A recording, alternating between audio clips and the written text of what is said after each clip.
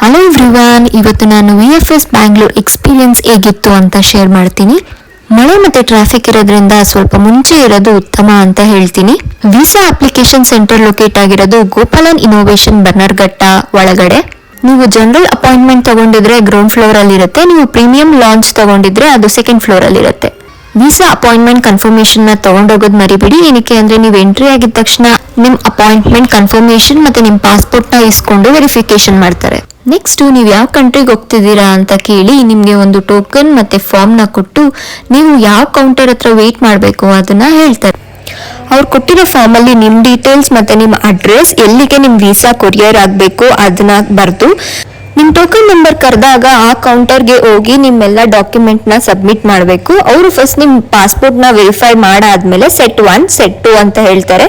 ಅವ್ರಿಗೆ ಬೇಕಾಗಿರೋ ಎಲ್ಲ ಡಾಕ್ಯುಮೆಂಟ್ಸ್ ನ ಇಟ್ಕೊಂಡು ಯಾವ್ದು ಬೇಡ ಅದನ್ನ ವಾಪಸ್ ಕೊಡ್ತಾರೆ. ನಿಮ್ ಡಾಕ್ಯುಮೆಂಟ್ ಎಲ್ಲ ಅವ್ರು ಅರೇಂಜ್ ಮಾಡಾದ್ಮೇಲೆ ಮತ್ತೆ ನಿಮ್ಗೆ ಒಂದು ಫಾರ್ಮ್ ಕೊಟ್ಟು ಮತ್ತೆ ಟೋಕನ್ ಇಸ್ಕೊಳಕ್ ಹೇಳ್ತಾರೆ. ಈ ಸತಿ ಟೋಕನ್ ಕೊಟ್ಟಿರೋದು ಪೇಮೆಂಟ್ಗೆ.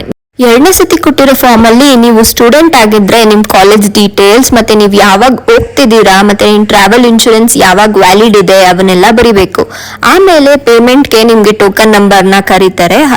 ಅಲ್ಲಿ ಹೋಗಿ ನೀವು ಕ್ಯಾಶ್ ಆರ್ ಆನ್ಲೈನ್ ಪೇಮೆಂಟ್ ಮಾಡಬಹುದು. ಆನ್ಲೈನ್ ಪೇಮೆಂಟ್ ಆದ್ರೆ ಅಲ್ಲೇ ಸ್ಕ್ಯಾನರ್ ಕೊಡ್ತಾರೆ. 8K to 8.5K ಒಳಗಾಗತ್ತೆ. ಸ್ವಲ್ಪ ಹೊತ್ತು ವೇಟ್ ಮಾಡಕ್ ಹೇಳ್ತಾರೆ. ನಿಮ್ಮೆಲ್ಲ ಡಾಕ್ಯುಮೆಂಟ್, ನಿಮ್ ಒರಿಜಿನಲ್ ಪಾಸ್ಪೋರ್ಟ್ ಮತ್ತೆ ನಿಮ್ ಹೈಯರ್ ಎಜುಕೇಶನ್ ಸರ್ಟಿಫಿಕೇಟ್ ನ ಇಸ್ಕೊಂತಾರೆ. ನಿಮ್ ಎಲ್ಲ ಡಾಕ್ಯುಮೆಂಟ್ ನ ಒಂದ್ ಫೈಲ್ ಅಲ್ಲಿ ಅರೇಂಜ್ ಮಾಡಿ ನಿಮ್ಗೆ ಕೊಡ್ತಾರೆ. ನಿಮ್ದು ಲಾಸ್ಟ್ ಸ್ಟೆಪ್ ಬಯೋಮೆಟ್ರಿಕ್ ಆಗಿರುತ್ತೆ. ಅಲ್ಲಿ ಹೋಗಿ ನಿಮ್ಮೆಲ್ಲ ಡಾಕ್ಯುಮೆಂಟ್ ನ ಸಬ್ಮಿಟ್ ಮಾಡಾದ್ಮೇಲೆ ನೀವು ವಾಪಸ್ ಬರ್ಬೋದು. ನಿಮ್ ವೀಸಾ ಜೊತೆ ನಿಮ್ ಪಾಸ್ಪೋರ್ಟ್ ಮತ್ತೆ ನಿಮ್ ಹೈಯರ್ ಎಜುಕೇಶನ್ ಸರ್ಟಿಫಿಕೇಟ್ ನಿಮ್ಗೆ ಸಿಗುತ್ತೆ. ನಿಮ್ ಅಪಾಯಿಂಟ್ಮೆಂಟ್ ಟೈಮ್ ಗಿಂತ ಮುಂಚೆ ತಲುಪಿದೀರಾ ಅಂತ ಅಂದ್ರೆ ನೀವು ಪ್ರೀಮಿಯಂ ಲಾಂಚ್ ಒಳಗೆ ಹೋಗ್ಬೋದು. ನೀವು ತಗೊಳ್ಳೋ ಟೋಕನ್ ಪ್ರಕಾರನೇ ನಿಮ್ನ ಕರೆಯೋದು. ಈ ವಿಡಿಯೋ ನಿಮ್ಗೆ ಇಷ್ಟ ಆಗಿದ್ರೆ ಲೈಕ್, ಶೇರ್ ಅಂಡ್ ಸಬ್ಸ್ಕ್ರೈಬ್ ಮಾಡೋದನ್ನ ಮರಿಬೇಡಿ.